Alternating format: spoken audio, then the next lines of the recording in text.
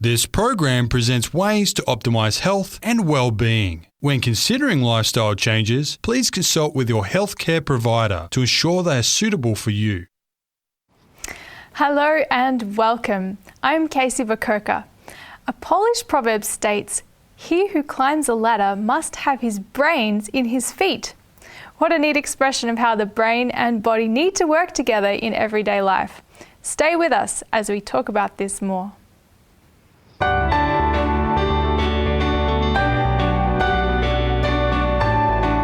This is Your Lifestyle as Medicine, a production of 3ABN Australia Television.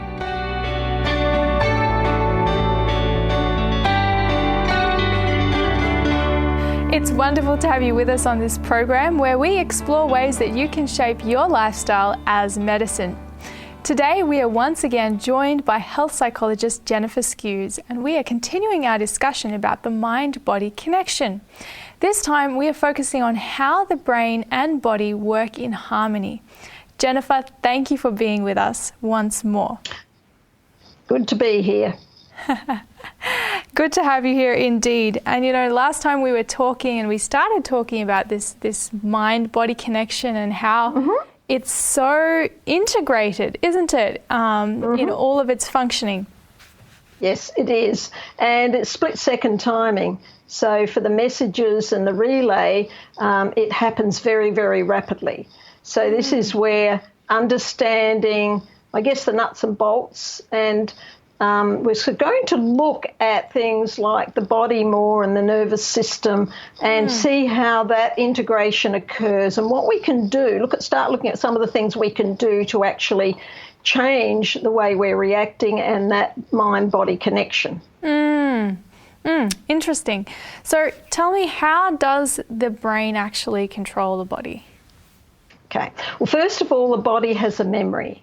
And that's been very well researched, and we've got a slide that just has a few snapshots of what that is about. And the word, you've heard the word somatic. They talk about somatic memory. Soma means the body, and every cell has a memory. This is where we don't realise. We think the brain is a memory bank, but in actual fact, every cell has a memory. It's not the same as remembering an event where you actually are conscious of it. It's an unconscious memory that logs on all the events in our life and the way we react and feel. It affects every cell. So when we talk about somatic memory, we're talking about the body's physical cellular memory. We don't realise. And because the body has a memory, it will connect to events when it's triggered as though from that memory. So this is where, if we have a traumatic event, then the memory in the body is connected to that and reacts, I guess, more aggressively because it's already programmed in. And it's the same if we have a good event, like going on a holiday and we've been there before and we love the place. So this cellular memory connects with the previous time we went there. It was a good memory. So when we think of it or look at photos or go again, it stimulates that memory on not just in the brain, but in the body as well. So it's a very powerful memory bank. Wow, that's fascinating. And so I guess that could explain sometimes where you might have like an uncalled for sort of symptom pop up, but it's kind of related to something in the past, and it's because your body's remembering it and connecting it to whatever is happening in the present. Absolutely. Yeah, it certainly is. And this is where you go, what's wrong with me? I've got that stomach ache again or this happening again. And it is connected to that cellular memory, not just what's happening in the brain. Interesting. The other interesting thing, when we look at cellular memory, there's been research on muscle memory, the cellular memory for the muscle. When we actually sit in a chair and think of maybe walking upstairs, I used to have a lot of stairs to walk up. If I sit in a chair and do it, my body's memory system kicks in and it picks up the fitness level, and the muscles actually then do the work as well because it's in the memory bank. So the body can change that memory. So this is how powerful our memory is. So has that got something to do with, I know you might talk about having a certain skill, or I don't know, you used to play an instrument or something, and we talk about it being muscle memory, like you haven't played it for years, you haven't done it for years, and then you go back to it, and then, hey, you can actually do a lot of what you used to be able to do. Absolutely. Yeah. Very quickly, the body will pick up that memory again. So when, say, music is a classic, when you program it in, you mightn't play music for quite a few years, then you go back if it's the piano and you sit down and think, I'll be on, I haven't done this for so long, but very quickly you don't have to learn it all again, because not just the brain and the emotions, but the body has that memory logged on as well. So it all synchronizes then for that action that you used to do. So it's not gone, that's for sure. Yeah. But there's also, if we go back to that slide, it shows somatic memory relies on the communication network of the body's nervous system. It is through the nervous system via synapses, which are the connections, the nerve cell connections that relay information. That information is transmitted between the brain and all points in the body, not just one. Every cell is connected, so one thought is going to resonate with every cell. Okay, if it's negative or positive, it's a powerful system. So this is where I think being aware that my body isn't just dictated by the brain; it has a memory bank of its own, and that can be for good or for not so good. Depending on what the memory is, and we will talk about a bit more of that when we start looking at the nervous system, and because the cellular memory and the brain connection is connected to the five senses we talked about. We embed any event in the five sense around video. So that means the cellular memory can be triggered by sight, sound, touch, taste and smell, not just the brain's memory or the emotional memory, the whole body resonates. Okay, and this is why we can get some of these problems we talked about before, like headaches, or I knew someone who had ended up, it was sort of during the war years, ended up in the boys' home. And I knew him well, if we went anywhere to an old building that was dark and musty, he'd get headaches, and he didn't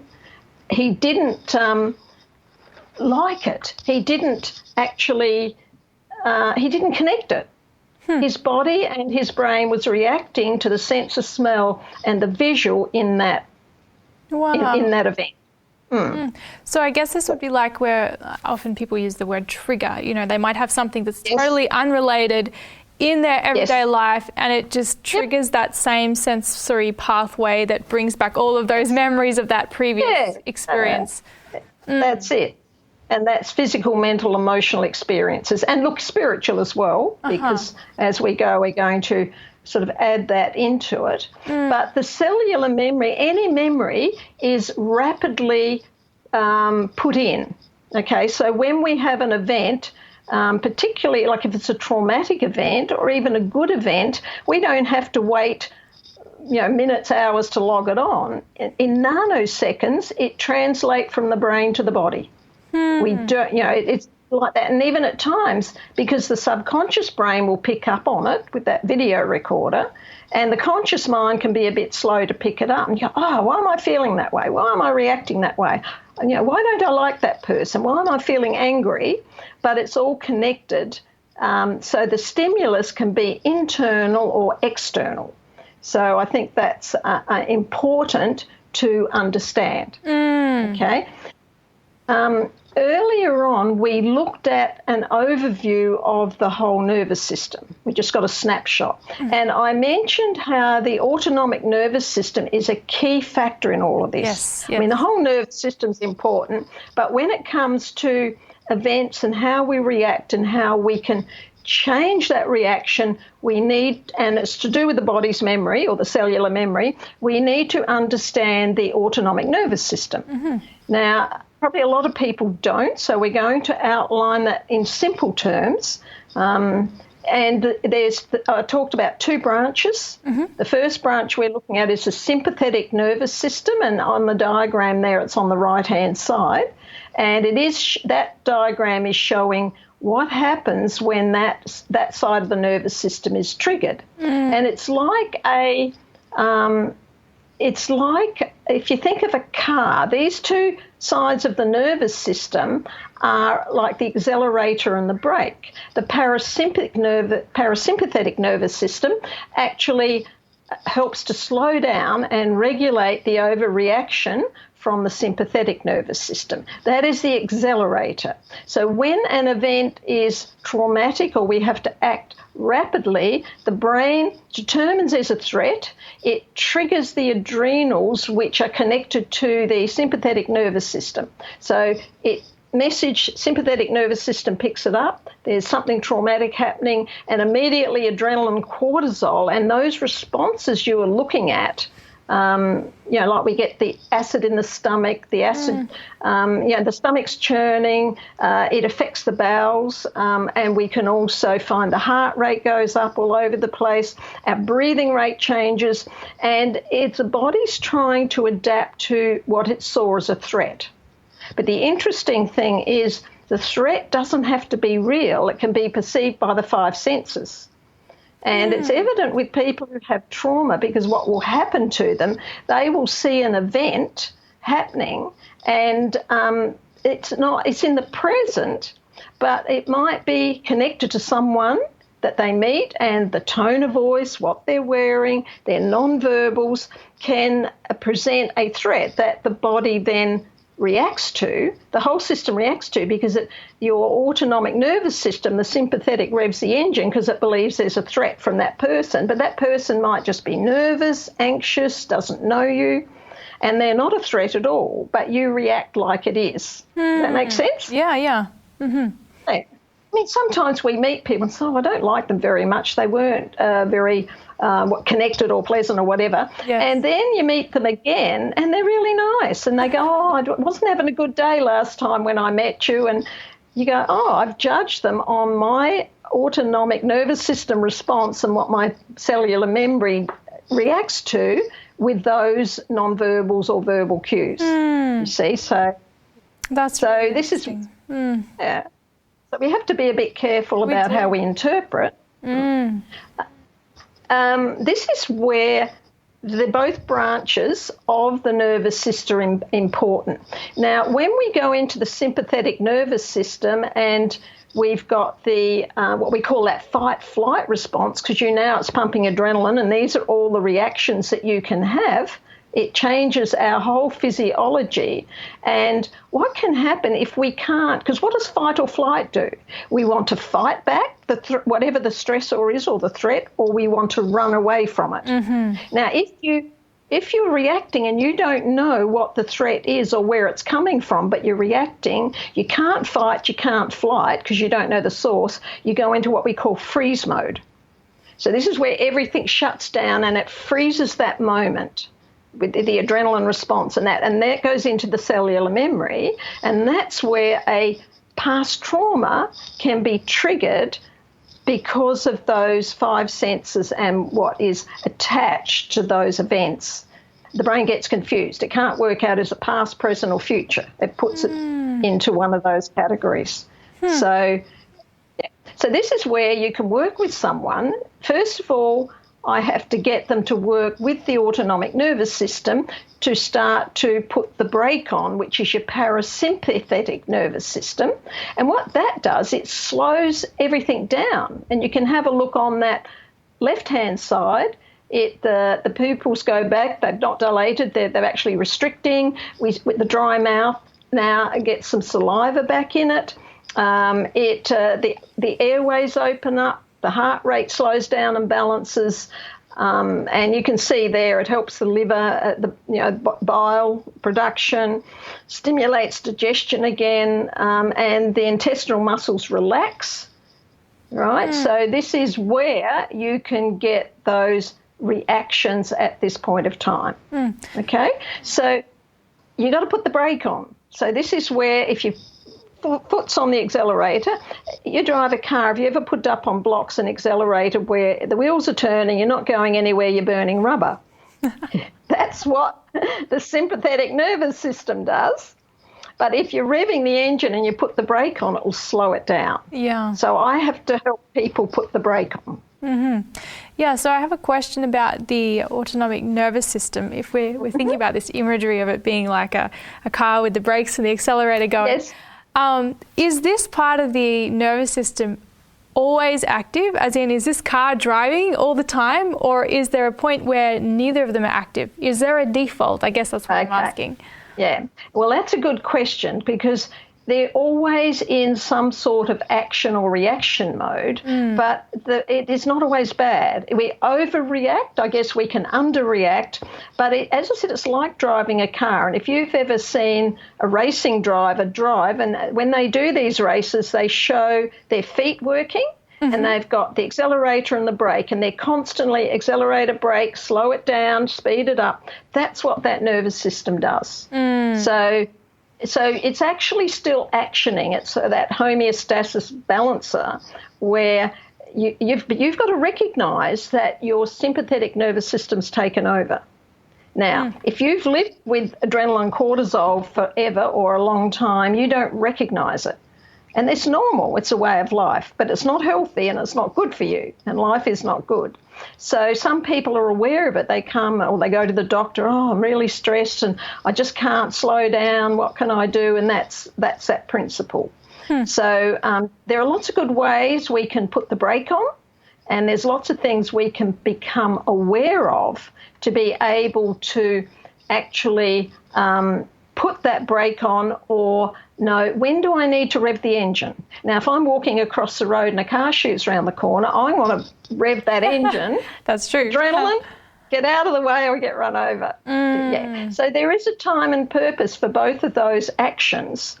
But once I get out the way, I'm going to have all those physiological reactions, heart rate up, stomach churning, whatever, breathing rate. But then I need to put the brake on, or I'm going to walk around like that all day because adrenaline is powerful. And this is where one of the things we'll do, simple breathing techniques can help. Using the mind, going, no, it's over now, it's okay, I'm safe. Walk, we'll get rid of some of the adrenaline, things like that. So there's things you can do that we're going to launch into more as we go to be able to do that. Right. Yeah, we need to know how to apply these brakes, don't we? Because I think there's so much of lifestyle today which tends to rev up, the pressures of society and expectations, whatever, they tend to get our sympathetic overdrive happening too much, and we need to learn to slow down.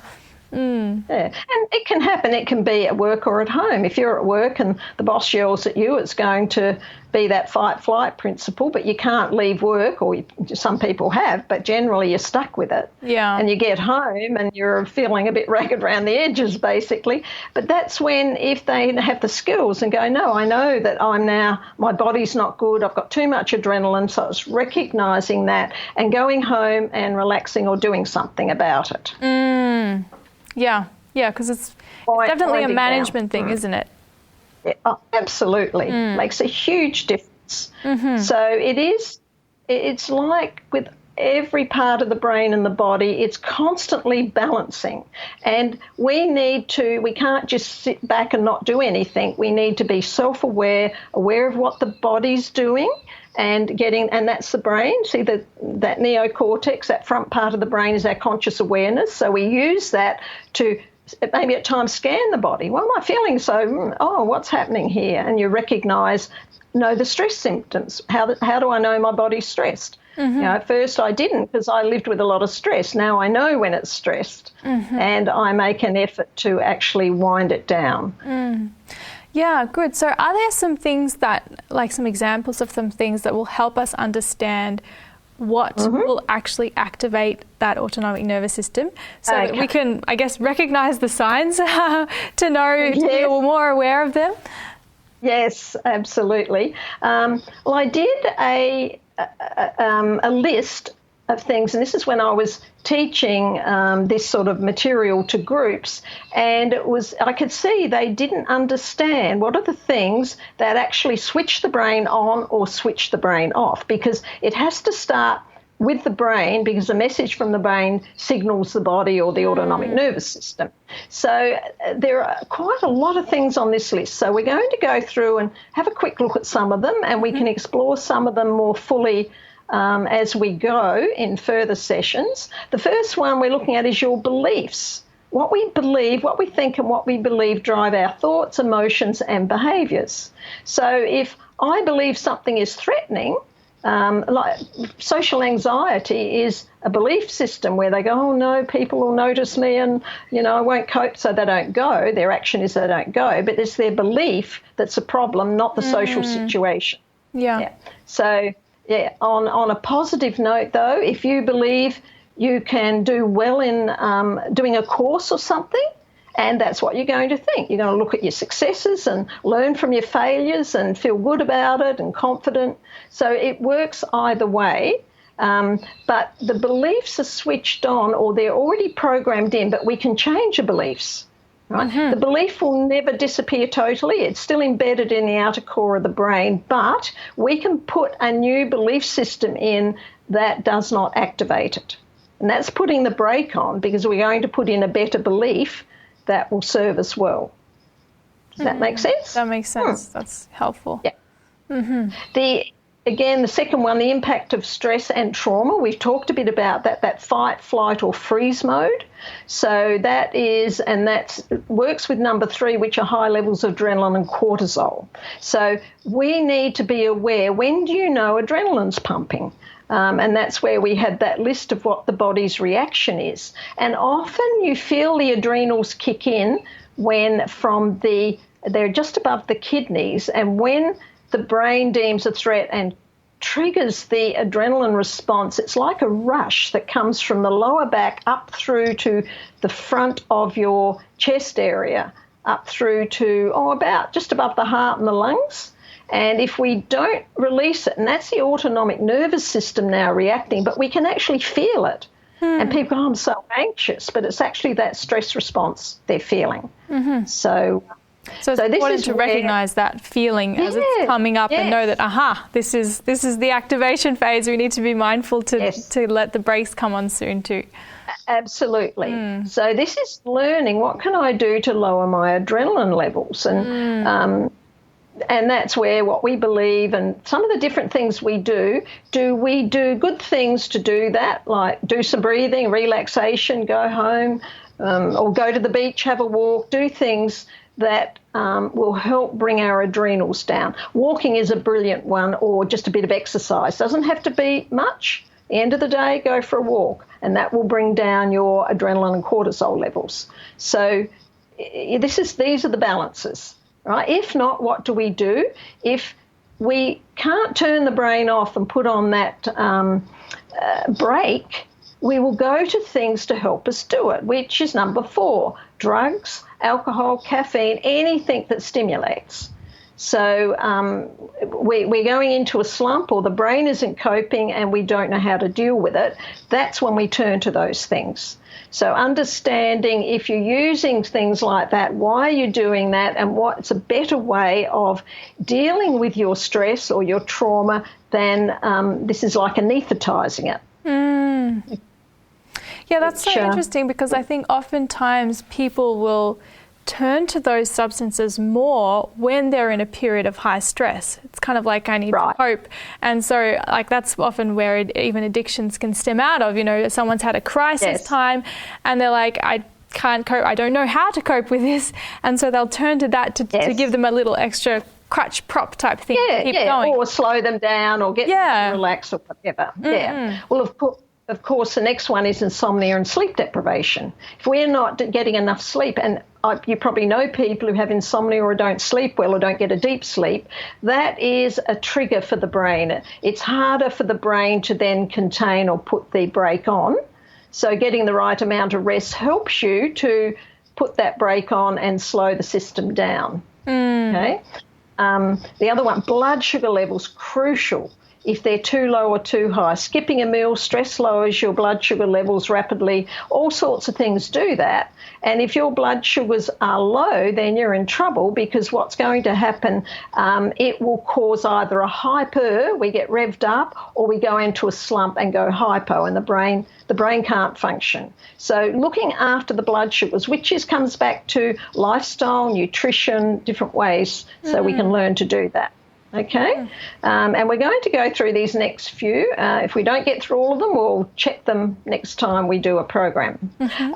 Thyroid problems. And one of the things when people can't get their balance, I encourage them to go and get a thyroid check because that's physical and it can affect the brain, switch it on or switch it off. Again, hyperactive, underactive.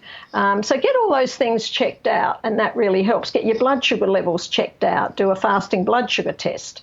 Hormonal changes. We can have puberty, blues, says there PMS, male and female menopause. So those can affect the brain, and you've got to learn to put the brake on when you're having these issues happening in your life, and there are ways to do it. Brain chemistry balance, which you're aware of, serotonin, dopamine, melatonin, and sure, you can get medication, but there's lots of positive, good ways you can actually get that balance without having to resort to medication or to manage medication. So that's another thing. Get that balance is important.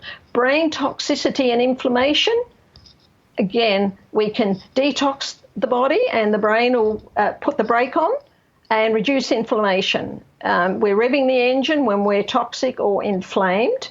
And the last one there is physical pain. People with a lot of physical pain, that can be switch the brain on or switch your brain off. It can rev it, or they go into try and dissociate to slow it down. Now, do we have time to go through these, or I'll just read them out and we can discuss them further later? Yeah, we've got poor nutrition, food additives, brain dehydration, weather patterns, sunlight, full moon cycle, and lack of spiritual focus are all switch brains on and off. Wow. That's so comprehensive. Like, there's so many things, even things we probably don't think of, that are influencing our brain there. That's it. With this overdrive type phase. Yes. Absolutely. And this is why it's crucial that we become self-aware and recognise our habits, our lifestyle, what's pressing the button, why are we running on adrenaline, and what can we do to slow it down. And changing some of those variables makes a huge difference. Yeah. Well, thank you so much for pointing them out to us today. It's been very, very helpful and very informative to look at those details, to raise awareness, because it's definitely a personal journey, isn't it, of learning to recognize what things are really active in our own lives that are causing this overdrive, and how we can then put the brakes on. So thank you so much for sharing with us. Thank you for joining with us on the program. We have been talking with health psychologist Jenifer Skues about how the brain and body work in balance with each other.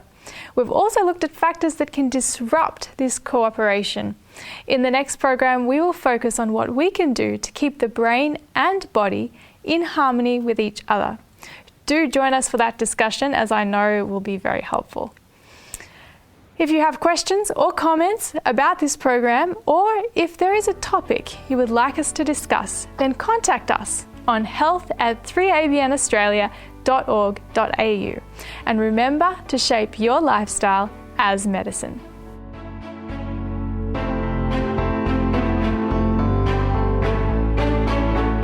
You've been listening to Your Lifestyle as Medicine, a production of 3ABN Australia Television.